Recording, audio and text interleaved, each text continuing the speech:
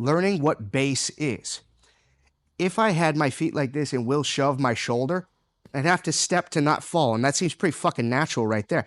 Right here, it's like I'm doing a deadlift or a squat. You don't do deadlifts and squats like this, or like this, or like this. You're doing deadlifts and squats like this.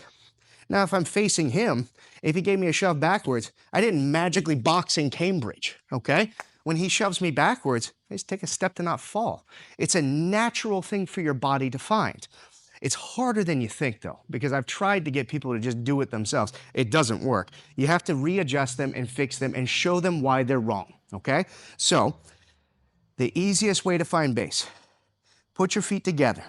If you start to lean to a side, you didn't magically find a horse stance.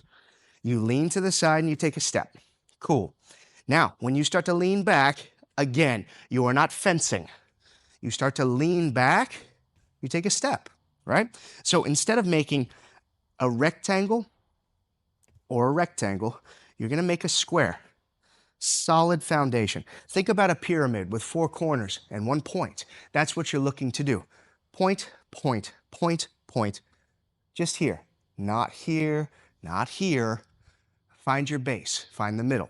So now here's some tiny details to pay attention to. When you step into a fighting base, do not have your knees buckled inwards for safety reasons. If somebody was to jump up and pull a guard and they snap your medial tendons off, you get to wear a RoboCop cast and roll around a wheelchair for a little while and feel like a badass. 10 years later, you kind of regret it. So point your knees out. Rotate your knees outwards. Your hip bones need to be pointed at who you're fighting. That's non-negotiable in my books. I don't care if you want to argue. Right now, yes, this looks correct. This is better. Okay? What you don't want is to be this guy, all right? If the other guy's faster than you and he's standing right here, I only have base side to side. I'm shit back and forth. If I can make sure that my partner stays within these lines, I have solid base, okay? So get rid of the idea of, yeah, I'm good, side to side, forward, back and forth. Nope. You're only good side to side, shit back and forth. Corkscrew yourself into the ground by rotating your hip bones. Imagine you had little laser pointers pointed at your partner. They stay within those lines forever. Now, the last and most important part about this, keep your fucking hands up, okay? There's no version of finding base where you're like this. I want you to have your knuckles in your eye line because what you're doing is you're finding the middle.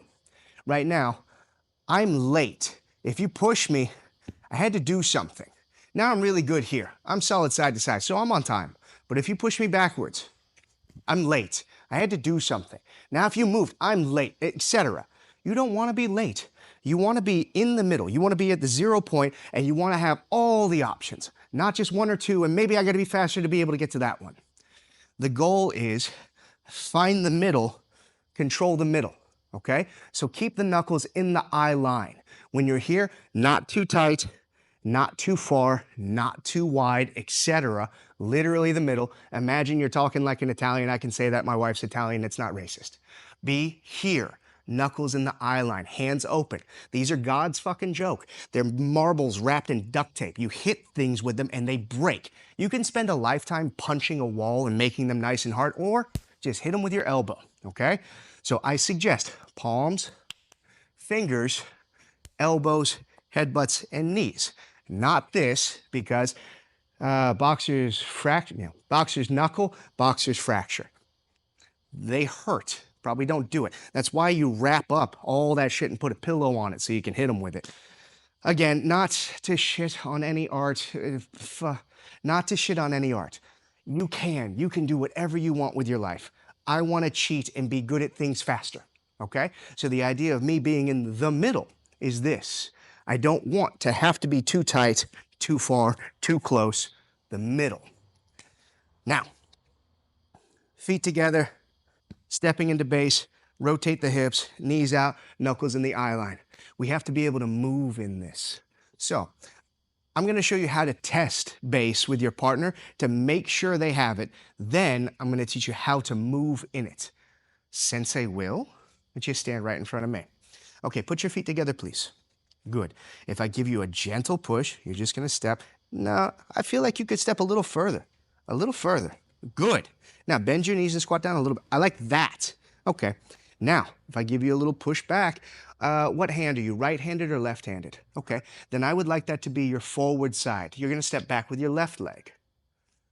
Good. Now turn your hip bones towards me, point your knees outwards, and keep your knuckles in your eye line.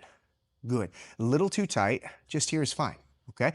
The reason we do this, we'll talk about this in a flinch drill. Right now, you're a little bit late to something, but you're very early to something else. This is good. I like this. Remember to keep the hips rotated, remember to keep the knees bent. Perfect. Freeze. Anytime we're testing a partner and we're helping them find base, those little shove tests are super fucking important. We're gonna have him moving in this in just a second. But for now, I like this. Cool? Stand back to neutral. I want you to find base on your own. Go. Oh. Hey, yeah, well, that's why we have an instructor. Okay, so freeze. When I say find base, remember what I said about your forward leg, right? So this is sidebar. I like boxing. I like striking. I like my jab. I'm a big fan of my jab, okay? When I clinch, I'm not clinching on the left-hand side. I'm clinching with my dominant hand. I end up clinching like this. I remember specifically talking to Hickson about that because I was always stepping into base like this. And he goes, well, you keep clinching on that side. Why don't you start there? I was like, fine.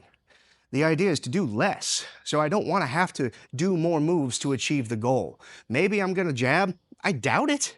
I highly doubt it. Most likely I'm going to phase out or I'm going to time the clinch. The idea is if I'm going to clinch, stand a little bit closer to me, freeze here. When I clinch, the arm that's forward is the leg that's forward. I'm very happy here, okay? Now, if I was off on the side, I'm very happy here. It's my dominant hand.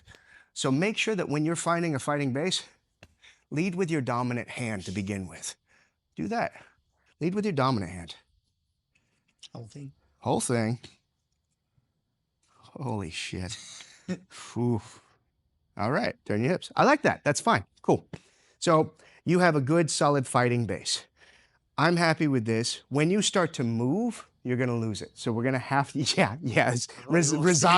resign to it already. So we're going to play a game called Water and Stone in just a second.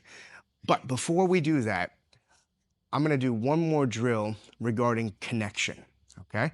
So I know that this seems like a bit of a long video of me talking a lot. We're going to add one last piece. Put your feet together and face the camera, please. Okay. When I put a hand on your shoulder and I give you a little shove, you had to step to not fall. Good. Now, if you relax your shoulders and let your shoulder tip, you're going to fall, aren't you? Okay. So you need to learn how to make a connection to something. I'd like you to gently push from your right foot to your left shoulder, and I want you to imagine that there's a spear running from shoulder to shoulder, and that spear is never going to tip. There's a spear running from shoulder to hip bone, and that spear is never going to tip. Gently push from the right foot to the left shoulder. I like it. That's pretty fucking solid, Will. Good work. Okay. Now, put your foot in just a tiny bit.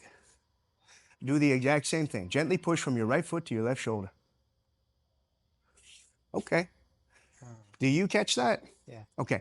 We're going to start to refer to this as body wiring, okay? We're going to do an entire segment on this, how we can start to learn how to feel more than just do things.